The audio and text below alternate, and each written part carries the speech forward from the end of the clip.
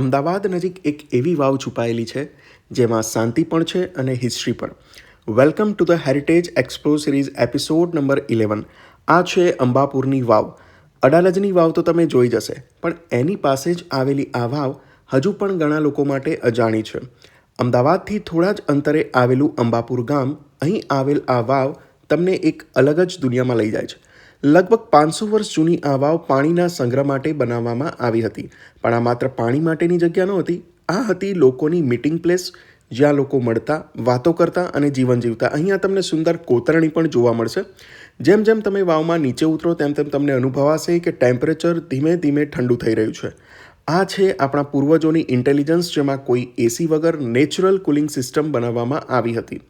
આ વાવની રચના, સ્તંભો, ગેલેરીઓ, સિમેટ્રી એક રાજમહેલ જેવી લાગણી આપે છે. અને સૌથી ખાસ વાત, અહીં ક્રાઉડ બહુ જ ઓછું હોય છે, એટલે તમે અહીં શાંતિથી હિસ્ટ્રી ફીલ કરી શકો છો. કેટલાક લોકો માટે આ પ્લેસ ફોટોશૂટ માટે પરફેક્ટ છે, તો કેટલાક માટે આ એક પીસફુલ એસ્કેપ છે.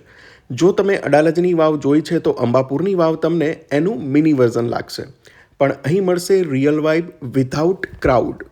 તો ફ્રેન્ડ્સ, હવે નેક્સ્ટ ટાઈમ જો તમે અમદાવાદ આસપાસ એક્સપ્લોર કરો તો આ હિડન જેમને મિસ ન કરતા.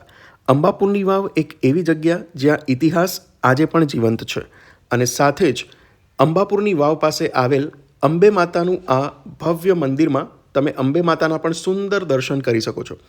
તો વધુમાં વધુ શેર કરો અને ફોલો કરવાનું ભૂલતા નહીં. Thanks for watching. જય માતાજી.